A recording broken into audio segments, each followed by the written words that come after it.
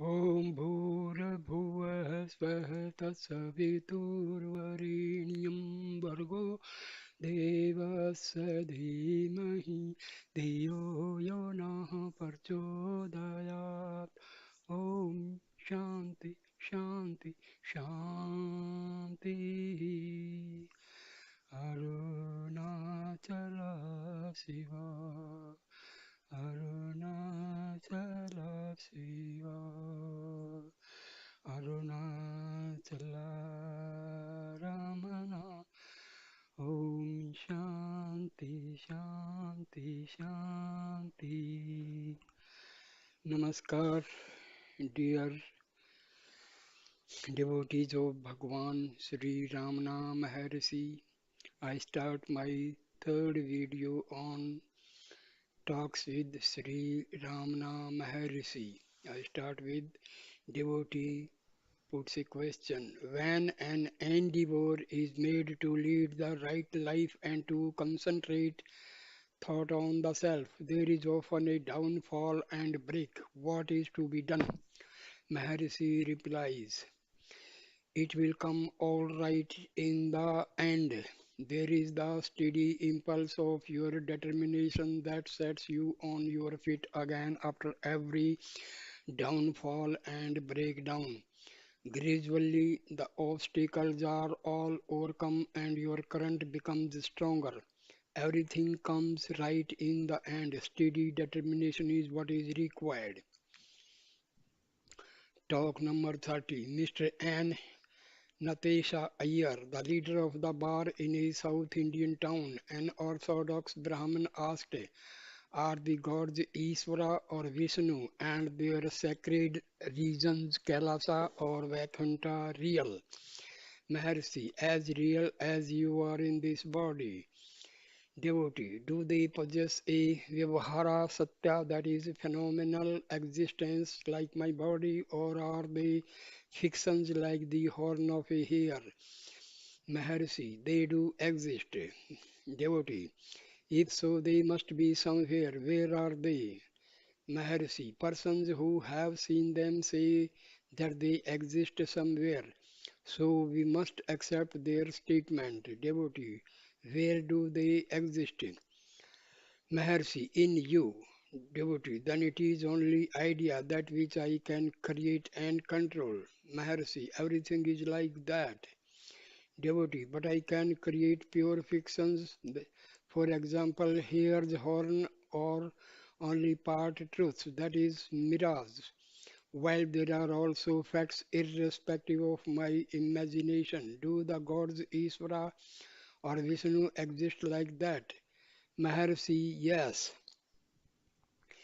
Devotee,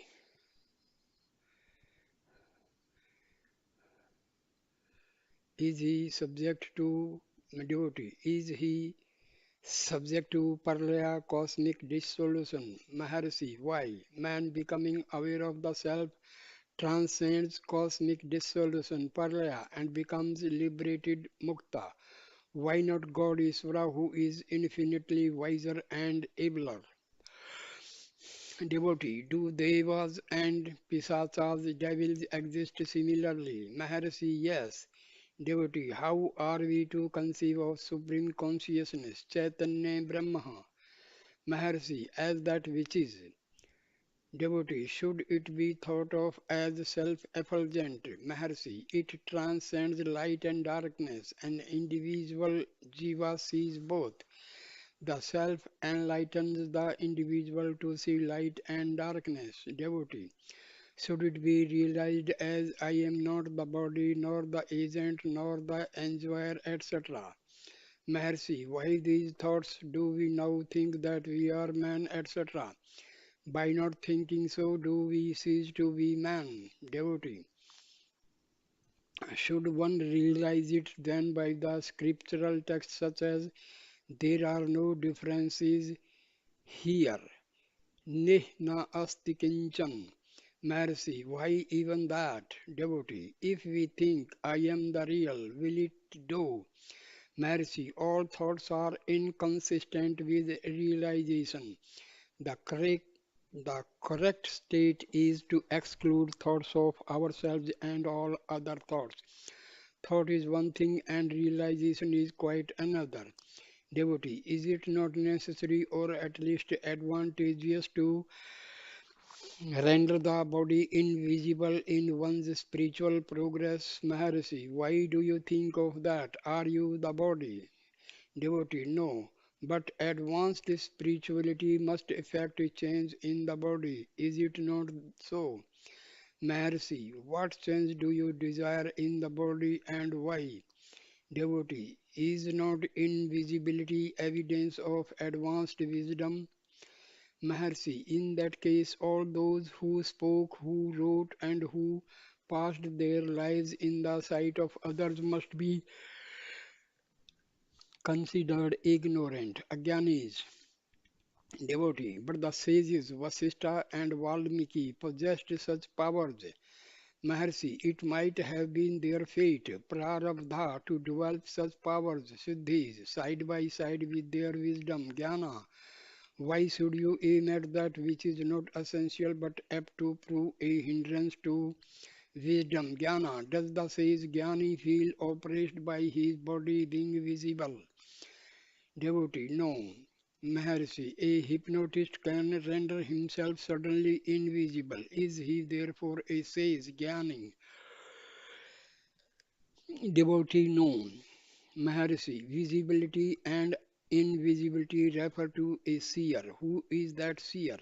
Solve that first. Other matters are unimportant. Devotee, the Vedas contain conflicting accounts of cosmogony.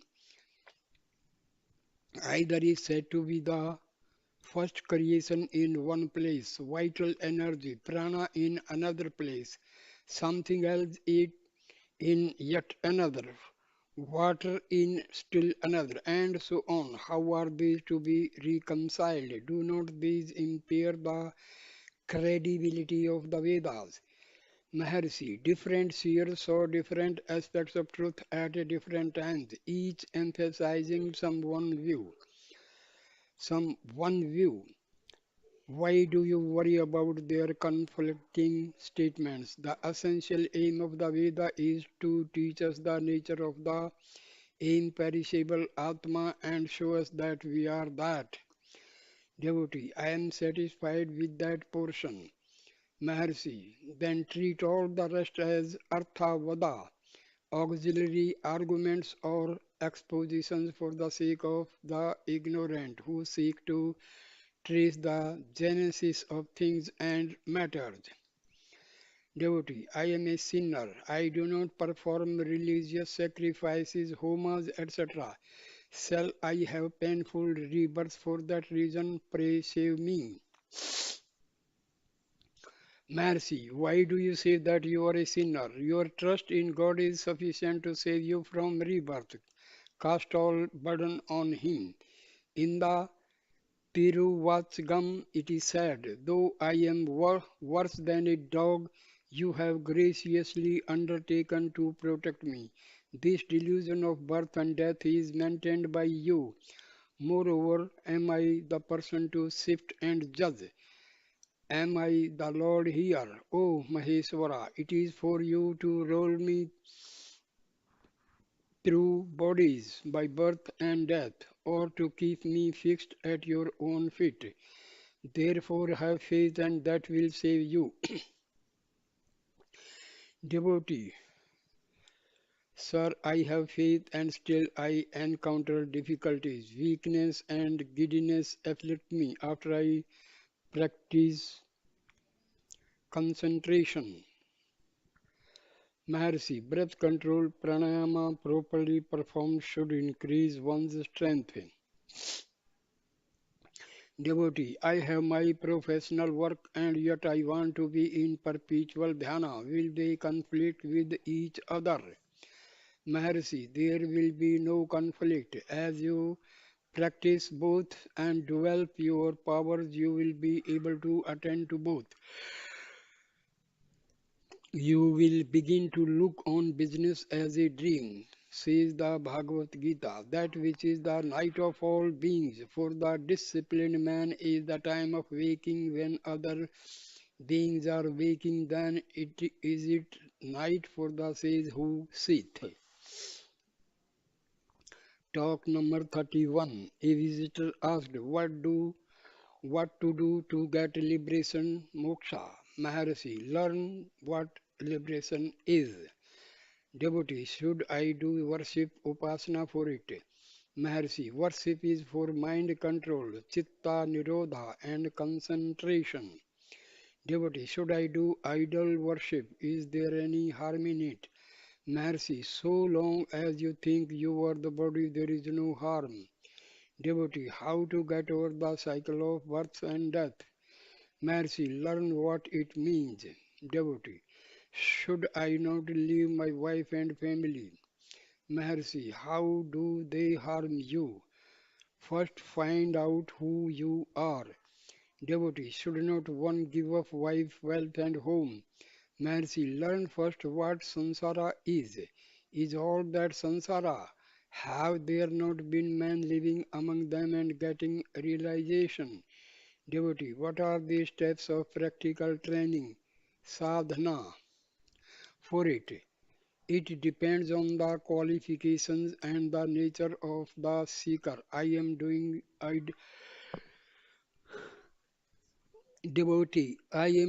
idol worship. Maharshi, go on with it. It leads to concentration of mind. Get one pointed, all will come out right. People think that freedom, moksha, is somewhere yonder and should be sought out. They are wrong. Freedom, moksha, is only knowing the self within yourself.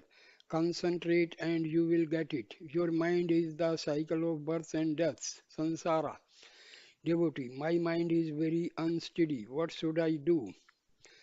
Maharshi, fix your attention on any single thing and try to hold on to it. All will be alright. Devotee, I find concentration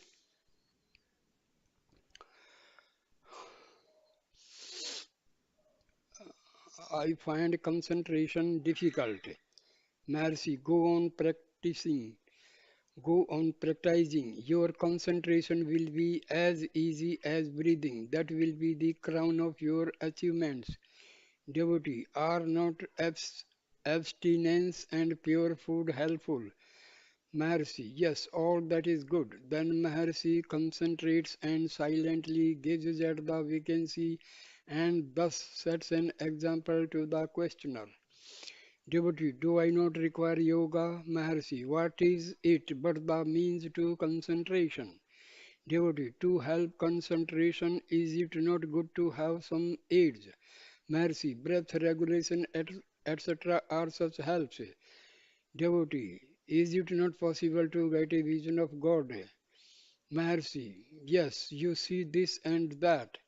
Why not see God? Only you must know what God is. All are seeing God always, but they do not know it. You find what God is. People see yet see not because they know not God. Devotee, should I not go on with repetition of sacred syllables, mantra japa, for example, Krishna or Rama's name when I worship images? M. Maharshi, mental japa is very good. That helps meditation. Mind gets identified with the repetition and then you get to know what worship puja really is. The losing of one's individuality in that which is worshipped. Devotee, is the universal soul, Paramatma, always different from us? Maharshi, that is the common belief, but it is wrong. Think of him as not different from you, and then you achieve identity of self with God. Devotee, is it not the Advaita doctrine to become one with God? Mercy, where is becoming? The thinker is all the while the real. He ultimately realizes the fact. Sometimes we forget our identities as in sleep and dreams, but God is perpetual consciousness, devotee. Is not the Master's guidance necessary besides idol worship? Maharshi, how did you start it without advice? Devotee, from sacred books, Puranas. Maharshi, yes, someone tells you of God or Bhagwan himself tells you. In the latter case, God Himself is your master. What matters it who the master is? We really are one with Master or Bhagwan. The master is God. One discovers it in the end. There is no difference between human guru and God guru. Devotee, if we have done virtuous action, punya, the achievement will not leave us, I hope. Maharshi, you will reap your destiny prarabdha that way. Devotee, will not a wise master be a great help in pointing out the way? Maharshi, yes, if you go on working with the light available, you will meet your master as he himself will be seeking you. Devotee, is there a difference between parapatti, self-surrender, and path of yoga of the seers? Maharshi, Jnana Marga and Bhakti Marga Prapatti are one and the same. Self surrender leads to realization just as inquiry does. Complete self surrender means that you have no further thought of I. Then all your predispositions, sanskaras are washed off and you are free. You should not continue as a separate entity at the end of either course. Devotee, do not we go to heaven, Savarga, etc., as the result of our actions? Maharshi, that is as true as the present existence. But if we inquire who we are and discover the self, what need is there to think of heaven, etc.? Devotee, should I not try to escape rebirth? Maharshi, yes, find out who is born and who has the trouble of existence now. When you are asleep, do you think of rebirth or even the present existence, etc.? So find out whence the present problem arises and there is the solution also. You will discover that there is no birth, no present trouble or unhappiness, etc. All is that, all is bliss. We are freed from rebirth. In fact, why fret over the misery of rebirth? Talk 32. A visitor. The saints Sri Chaitanya and Sri Ramakrishna wept before God and achieved success. Is that not the path to follow? Maharshi, yes. There was a powerful force, Shakti, drawing them on through all those experiences. Trust in that huge power to take you on to your goal. Tears are often considered a sign of weakness. These great persons were certainly not weak. These manifestations are only passing signs of the great current carrying them on. We must look to the end achieved. Can this physical body be made to disappear into nothingness? Mercy, why this question? Can you not find out if you are the body? Devotee, can we have disappearance from sight, antardhana, like the yogis Vasishtha or Vishwamitra, Maharshi? These are only physical matters. Is that the essential object of our interest? Are you not the self? Why trouble about other matters? Take the essence, reject other learned theories as useless. They who think that physical disappearance counts in freedom are mistaken. No such thing is needed. You are not the body. What does it matter if it disappears in one way or another? There is no great merit in such phenomena. In what does superiority or inferiority consist? Achievement of the real alone matters. The loss of the I is the main fact and not the loss of the body. Identity of the self with the body is the real bondage. Leave off the false notion and perceive intuitively the real. That alone matters. If you melt a gold ornament before testing it to be gold, what matters is how it is melted, whole or in parts, or of what shape the ornament was. All what you are interested in is if it is gold. The dead man sees not his body, it is the survivor that thinks about the manner in which the body is parted from. The realized have no death with or without the body. The realized man is equally aware and sees no difference to him. The one state is not superior to the other. To an outsider also the fortunes of a liberated one's body need not be of any concern. Mind your business. Realize the self. After realization there will be time to think of what form of death is preferable to you.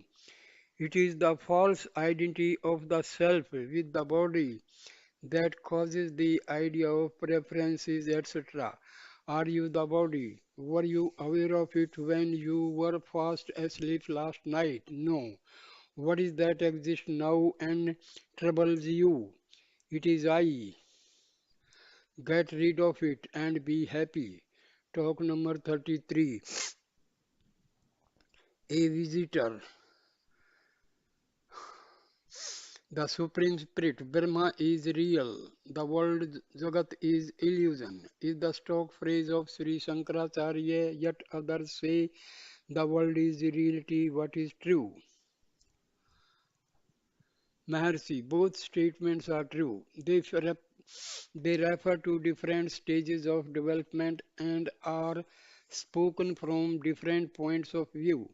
The aspirant Abhyasi starts with the definition that which is real exists always, then he eliminates the world as unreal because it is changing. It cannot be real, not this, not this. The seeker ultimately reaches the self and there finds unity as the prevailing note. Then that which was originally rejected as being unreal is found to be a part of the unity, being absorbed in the reality. The world also is real. There is only being in self realization and nothing but being. Again, reality is used in a different sense and is applied loosely by some thinkers to objects. They say that the reflected Abhyasika reality admits of degrees which are named Vyavaharika Satya, everyday life. This chair is seen by me and is real. 2. Pratibhasika Satya, illusory, illusion of a serpent in a coiled rope. The appearance is real to the man who thinks so. This phenomenon appears at a point of time and under certain circumstances. 3. Paramra, Pramartika Satya, ultimate. Reality is that which remains the same always and without change. If reality be used in the wider sense, the world may be said to have the everyday life and illusory degrees, Vyavaharika and Pratibhasika Satya. Some, however, denied even the reality of practical life, Vyavaharika Satya, and consider it to be only projection of the mind. According to them, it is only Pratibhasika Satya, that is an illusion. Yogi Ramaya's account of his experience. Talk number 34. Sitting in Maharshi's presence brings peace of mind. I used to sit in Samadhi for 3 or 4 hours together. Then I felt my mind took a form and came out from within. My constant practice and meditation, it entered the heart and was merged into it. I conclude that the heart is the resting place of mind. The result is peace. When the mind is absorbed in the heart, the self is realized. This could be felt even at the stage of concentration. I asked Maharshi about contemplation. He taught me as follows. When a man dies, the funeral pyre is prepared and the body is laid flat on the pyre. The pyre is lit, the skin is burnt, then the flesh, and then the bones until the whole body falls to ashes. What remains thereafter? The mind. The question arises, how many are there in this body, one or two? If two, why do people say I and not we? There is therefore only one. Whence is it born? What is its nature? Savrupa. Inquiring thus the mind also disappears. Then what remains over is seen to be I. The next question is, who am I? The self alone. This is contemplation. It is how I did. By this process, attachment to the body, Dehavasana is destroyed. The ego vanishes, self alone shines. One method of getting mind dissolution, manolaya, is association with great ones. The yoga adepts, yoga arudhas, they are perfect adepts in samadhi. Self realization has been easy, natural, and perpetual. To them, those moving with them closely and in sympathetic contact gradually absorb the samadhi habit from them. Talk number 35. An educated visitor and Bhagwan about An educated visitor asked Bhagwan about Dvaita and Advaita. Maharshi, identification with the body is Dvaita, non-identification is Advaita. Talk number 36. An aristocratic and distinguished lady visitor from the north, accompanied by her private secretary, arrived at noon. Waited a few minutes and asked Maharshi soon after he returned to the hall after lunch. Ma- Devotee, Maharaj, can we see the dead? Maharshi, yes. Can the yogis show them to us? Maharshi, yes. They may, but do not ask me to show them to you, for I cannot. Devotee, do you see them? Yes, in dreams. Devotee, can we realize the goal through yoga? Maharshi, yes. Devotee, have you written on yoga? Are there books on the subject by you? Maharshi, yes. After she left, the master observed, did we know our relatives before their birth, that we should know them after their death? Talk number 37. What is karma? Asked someone. Maharshi, that which has already begun to bear fruit is classified as prarabdha karma, past action.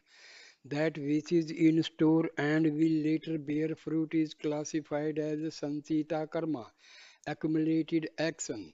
This is multifarious like the grain obtained by villagers as barter from crass grains. Such bartered grains consist of rice, ragi, barley, etc. Some floating on, others sinking in water. Some of it may be good, bad, or indifferent. When the most potent of the multifarious accumulated karma begins to bear fruit in the next birth, it is called the prarabdha of that birth. Talk 38. When one of the present attendants came the first time to Bhagwan, he asked, what is the way for liberation? Maharshi replied, the way already taken leads to liberation. 22nd September 1936. Talk number 39. Conversing with R. Sesagari Rao, a visitor, Maharshi remarked that a self-realized says Atmajnani alone can be a good karma yogi. After the sense of doership has gone, let us see what happens. Sri Sankara advised inaction, but did he not write commentaries and take part in disputation? Do not trouble about doing action or otherwise. Know thyself. Then let us see whose action it is, whose is it. Let action complete itself. So long as there is the doer, he must reap the fruits of his action. If he does not think himself the doer, there is no action for him. He is an ascetic who has renounced worldly life. Sannyasin, devotee, how did the ego arise? Maharshi, it is not necessary to know it. Know the present. Not knowing that, why do you worry about other times? Maharshi said in reply to a question, is the world within you or without you? Does it exist apart from you? Does the world come and tell you, I exist? Talk number 40. The Brahmin questioner resumed, how do we know that action is ours or not? Maharshi, if the fruits of actions do not affect the person, he is free from action. Devotee, is intellectual knowledge enough? Maharshi, unless intellectually known how to practice it. Learn it intellectually first, then do not stop with that. Practice it. Maharshi then made certain remarks. When you adhere to one philosophical system, Siddhanta, you are obliged to condemn the others. That is the case with the heads of monasteries. All people cannot be expected to do the same kind of action. Each one acts according to his temperament and past lives. Wisdom, devotion, action, jnana, bhakti, karma are all interlocked. Meditation on forms is according to one's own mind. It is meant for ridding oneself of other forms and confining oneself to one form. It leads to the goal.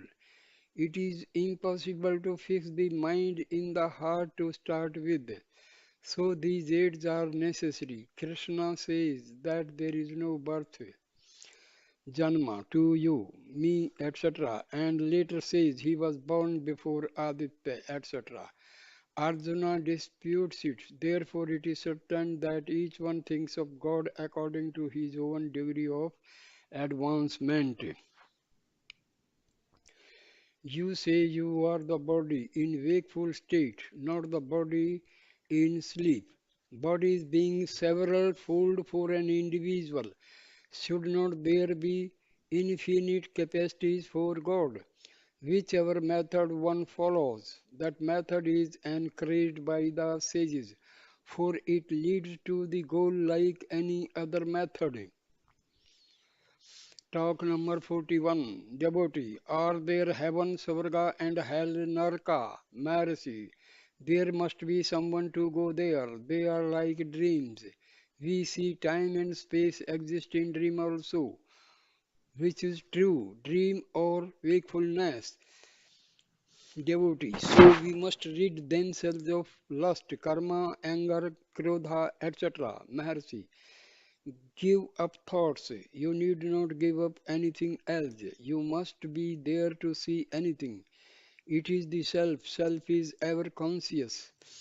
Devotee, are pilgrimages, etc. good? Maharshi, yes. Devotee, what effect is necessary for reaching the self? Maharshi, I should be destroyed. Self is not to be reached. Is there any moment when self is not? It is not new. Be as you are. What is new cannot be permanent. What is real must always exist. Devotee, what is sacrifice through wisdom, jnana, yagna, or other sacrifices? Devotee, what is sacrifice through wisdom, jnana yajna, or other sacrifices? Maharshi, other disciplines exist for it. Practice is for gaining wisdom, jnana. Devotee, are Jivan Muktas living liberated souls of different kinds? Maharshi, What does it matter if they differ externally? There is no difference in their wisdom, jnana, devotee. When, lo- when loyal to one master, can you respect others? Mercy, Guru is only one. He is not physical. So long as there is weakness, the sport of strength is needed. Devotee J. Krishnamurti says, no Guru is necessary. Maharshi, how did he know it? One can say so after realizing, but not before. Devotee, you have gained this state by great effort. What shall we poor souls do? Mercy, we are in ourselves, we are not in the world. Devotee, heaven and hell, what are they? Mercy, you carry heaven and hell with you. Your lust, anger, etc. produce these reasons. They are like dreams. Devotee, the Gita says that if a man fixes his attention between the eyebrows and holds his breath, he reaches the supreme state. How is that done? Mercy, you are always in the self and there is no reaching it. The eyebrow is only place where attention is to be fixed. Seat of meditation, upasana sthana. Devotee, you have spoken of the heart as the seat of meditation. Maharshi, yes, it is also that. Devotee, what is heart? Maharshi, it is the center of the self. The self is the center of centers. The heart represents the psychic center and not the physical center. Devotee. The term jnana is realized wisdom. The same term is used for the method also. Why? Maharshi. Jnana includes the method also because it ultimately results in realization. Devotee. Is a man to engage in teaching his knowledge, however imperfect? Maharshi, if his prarabdha be that way, in the seventh chapter, Arjuna asks if karma is a method, sadhana, Krishna answers that it is so if done without the sense of doership. So also are karmas approved by scriptures which deny karma. The karma disapproved by them is that which is done with the sense of doership. Do not leave karma. You cannot do so. Give up the sense of doership. Karma will go on automatically, or karma will drop away from you. If karma be your lot according to prarabdha, it will surely be done whether you will or not. If karma be not your lot, it will not be done even if you intently engage in it. Janka, Sukha, etc. were also in work without ahankara. Karma may be done for fame or may be done unselfishly and for the public good. Yet, even then, they want applause. So it is really selfish. Devotee. What is that one thing knowing which all the doubts are solved? Maharshi. Know the doubter. If the doubter be held, the doubts will not arise. Here the doubter is transcendent. Again, when the doubter ceases to exist, there will be no doubts arising. From where will they arise? All are jnanis, jivan muktas. Only they are not aware of the fact. Doubts must be uprooted. This means that the doubter must be uprooted. Here, the doubter is the mind. Devotee, what is the method? Maharshi, who am I? Is the investigation. Devotee, may we perform japa. Maharshi, why should you think I am this? Investigate and the thought cease. What is namely the self will be revealed as the escapable residue. Devotee, is Hatha Yoga necessary? Maharshi, it is one of the aids, not that it is always necessary. It depends upon the person. Vichara surpasses pranayama in Yoga Vasishtha. Sudala advises investigation Vichara to Sikh Sikhidvaja for killing the ego. Reality can be reached by holding on to prana or intellect. Hatha Yoga is the former, Vichara is the latter. Devotee, is there any individual for the jnana after realization? How can he retain in Maharshi? How can he retain individuality? Even ordinarily, the elders advise Achmana and Achmana and Pranayama before undertaking any work, be it worldly or otherworldly. That means concentration of mind accomplishes the work. Devotee, I meditate neti neti, not this, not this. Mercy, no. That is not meditation. Find the source. You must reach the source without fail. The false I will disappear and the real I will be realized. The former cannot exist apart from the latter. 24th September 1936, talk number 42. Mr. Duncan Greenless Madanapalli wrote as follows: one has at times had vivid flashes of a consciousness whose center is outside the normal self and which seem to be inclusive, without concerning the mind with philosophical concept. How would Bhagwan advise us to work towards getting, retaining, and extending those flashes?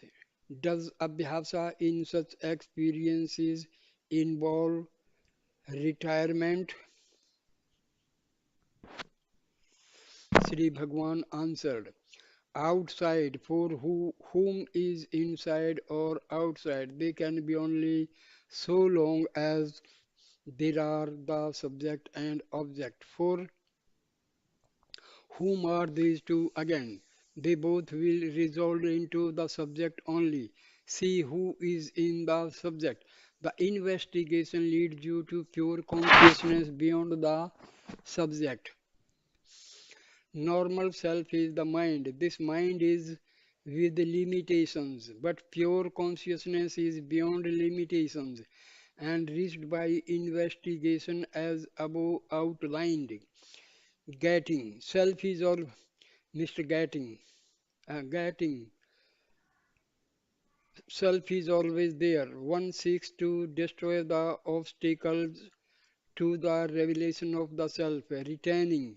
Having once gained the self, it will be understood to be here and now. It is never lost.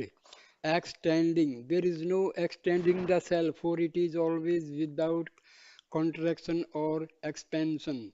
Retirement. Abiding in the self is solitude because there is nothing alien to the self. Retirement must be from some one place to another. There is neither the one nor the other apart from the self. All being the self, retirement is impossible and inconsistent. Abhyasa is investigation into the self. 28th March 1935, talk number 43. Mrs. S. Ranganathan, ICS, Collector of Vellore, Mrs. S. V. Ramamurthy, ICS, and Mr. Raghavaiah, late Diwan of Pudukkottai State, visited the ashramam. Mr. Ranganathan asked, kindly instruct me as to how the mind may be controlled. Maharshi, there are two methods. The one is to see what the mind is, then it subsides. The second is to fix your attention on something, then the mind remains quiet. The questioner repeated the question for further elucidation. The same answer was returned with a little more added. The questioner did not look satisfied. Mr. Raghoya, man of the world that we are, we have some kind of grief for another and do not know how to get over it. We pray to God and still are not satisfied. What can we do? Maharshi, trust God. Devotee, we surrender but still there is no help. Mercy, yes, if you have surrendered, you must be able to abide by the will of God and not make a grievance of what may not please you. Things may turn out differently from what they look apparently. Distress often leads man to faith in God. Devotee, but we are worldly. There is the wife, there are the children, friends, and relatives. We cannot ignore their existence and resign themselves to divine will without retaining some little of the personality in it. Maharshi, that means you have not surrendered as professed by you. You must only trust God. Mr. Ramamurthy, Swamiji, I have read Brunton's book, A Search in Secret India, and was much impressed by the last chapter where he says that it is possible to be conscious without thinking. I know that that one can think remaining forgetfulness of the physical body. Can one think without the mind? Is it possible to gain that consciousness which is beyond thoughts? Maharshi, yes. There is only one consciousness which subsists in the waking, dream, and sleep state. In sleep there is no I. The I thought arises on waking and then the world appears. Where was this I in sleep? Was it there or was it not? It must have been there also, but not in the way that you feel now. The presentation is only the I thought, whereas the sleeping I is the real I. It subsists all through. It is consciousness. If it is known, you will see that it is beyond thoughts. Devotee, can we think without the mind? Maharshi, thoughts may be like any other activities, nor disturbing to the supreme consciousness. Devotee, can one read others' mind? The master, as usual, told him to find his self before worrying about others. Where are others apart from one's own self? Asked the master. Mr. Raghaviya, how shall we correlate the higher experience with the lower experience, meaning spiritual experience with mundane affairs? Maharshi, there is only one experience. What are the worldly experiences but those built up on the false I? Asked the most successful man of the world. If he knows himself, he will say no. What can anyone know without knowing the self? All worldly knowledge is built upon such a flimsy foundation. Mr. Ramamurthy, how to know the real as distinct from the false I? Maharshi, is there anyone who is not aware of himself? Each one knows but yet does not know. The self. A strange paradox. The master added later. If the inquiry is made whether mind exists, it will be found that mind does not exist. That is control of mind. Otherwise, if the mind is taken to exist and one seeks to control it, it amounts to mind controlling the mind, just like a thief turning out to be a policeman to catch the thief. That himself, mind persists in that way alone but eludes itself. 3rd April 1935, talk number 44. Mr. Eknath Rao, an engineer, asked Sri Bhagwan if Solitude is necessary for vichara. Maharshi, there is solitude everywhere. The individual is solitary. Always his business is to find it out within and not seek it without. Devotee, the work a day world is distracting. Maharshi, do not allow yourself to be distracted. Enquire for whom there is distraction. It will not affect you after a little practice. Devotee, even the attempt is impossible. Maharshi, make it and it will be found not so difficult. Devotee, but the answer does not come for the search inward. Mercy, the inquirer is the answer and no other answer can come. What comes afresh cannot be true. What always is true. 6th April 1935. Talk number 45. A visitor asked, the path of realization is difficult. Worldly matters are easy of understanding, whereas this is not. Maharshi, yes, the mind always seeks external knowledge, leaving aside its own inner knowledge. Devotee, a stay of one day with Sri Bhagwan's good. A stay of one day with Sri Bhagwan is good. A stay of 2 days is better, of 3 days more, so and so on. If it is a continuous stay here, how shall we get on with our mundane work? Mercy, stay here or elsewhere must be understood to be the same and to have the same effect. 12th April 1935, talk number 46. After hearing the Malayalam version of Upadesa Sara chanted, Mr. Ramachandra Iyer of Nagarkoil asked in a characteristically unsophisticated way about the mind, concentration and control. The master said that the mind is only identity of the self with the body.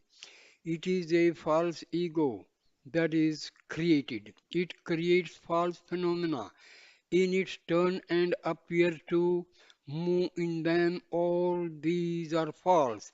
The self is the only reality. If the false identity vanishes, the persistence of the reality becomes apparent. It does not mean that reality is not here and now. It is always there and eternally the same. It is also in everyone's experience, for everyone knows that he is. Who is he subjectively? Who am I? The false ego is associated with objects. This ego itself is its own object. Objectivity is the falsity. Subject is alone the reality. Do not confound yourself with the object, namely the body. This gives rise to false ego. Consequently, of the world and your movements therein with the resulting misery. Do not think yourself to be this, that, or anything, to be so and so, or to be such and such. Only leave off the falsity. The reality will reveal itself. The scriptures say that the self is Nitya Siddha, ever present, and yet speak of the removal of Ajnana. If self is Nitya, always, and Siddha, present, how can there be Ajnana? For whom is the Ajnana? These are contradictory, but such statements are for guiding and earnest seeker in the right way. He does not readily understand the only truth, if mentioned in plain words as in Natvam Naham Nemi Janadhipaha, not thou, nor I, not these kings. Sri Krishna declared the truth. But Arjuna could not grasp it. Later, Krishna plainly says that people confound him with the body, whereas in reality he was not born nor will he die. Still, Arjuna requires the whole Gita for the truth to be made clear to him.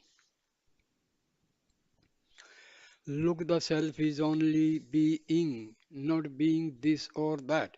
It is simple being, be, and there is an end of the ignorance. Enquire for whom is the ignorance. The ego arises when you wake up from sleep. In deep sleep, you do not say that you are sleeping and that you are going to wake up or that you have been sleeping so long. But still you are there. Only when you are awake, you say that you have slept. Your wakefulness comprises sleep also in it. Realize your pure being, let there be no confusion with the body. The body is the result of thoughts. The thoughts will play as usual, but you will not be affected. You were not concerned with the body when asleep, so you can always remain. Mr. Eknath Rao, how can anyone reconcile such activity with the wage earning which is a necessity for worldly people? Maharshi, actions form no bondage. Bondage is only the false notion. I am the doer. Leave off such thoughts and let the body and senses play their role, unimpeded by your interference. 12, 20th April 1935, talk number 47. A Malayali visitor expressed his concern for the misery of the world and his opinion that quest for self looked selfish in the midst of such a suffering environments. His solution appeared to be selfless work. Maharshi, the sea is not aware of its wave. Similarly, the self is not aware of its ego. Note, this makes clear what Sri Bhagwan means by quest for the source of ego. Talk number 48. A visitor asked Sri Bhagwan, you are Bhagwan, so you would know when I shall get jnana. Tell me when I shall be a jnani. Sri Bhagwan replied, if I am Bhagwan, there is no one besides the self. Therefore, no jnani or ajnani. If otherwise, I am as good as you are and know as much as yourself. Either way, I cannot answer your question. Talk 24th April 1935. Talk number 49. Some men ask the master questions which ultimately resolve themselves into one that I is not perceptible, however much they might struggle. The master's reply was in the usual strain. Who is that says that I is not perceptible? Is there an I ignorant and I elusive? Are there two eyes in the same person? Ask yourself these questions. It is the mind which says that I is not perceptible. Where is that mind from? Know the mind. You will find it a myth. King Janka asked, I have discovered the thief who had been ruining me so long. I will now deal with him summarily, then I shall be happy. Similarly, it will be with others. Devotee. How to know the I? Maharshi, the I is always there. There is no knowing it. It is not a new knowledge acquired. What is new and not here and now will be evanescent only. The I is always there. There is obstructions to its knowledge and it is called ignorance. Remove the ignorance and knowledge shines forth. In fact, this ignorance or even knowledge is not for Atma. They are only overgrowth to be cleared off. That is why Atma is said to be beyond knowledge and ignorance. It remains as it naturally is. That is all. Devotee, there is no perceptible progress in spite of attempts. Progress can be spoken of in things to be obtained afresh, whereas here it is removal of ignorance and not acquisition of knowledge. What kind of progress can be expected in the quest for the self?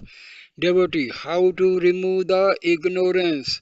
Maharshi, while lying in bed in Tiruvannamalai, you dream in your sleep that you find yourself in another town.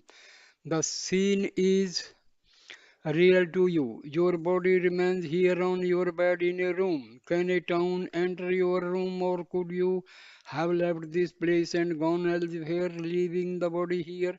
Both are impossible. Therefore, your being here and seeing another town are both unreal.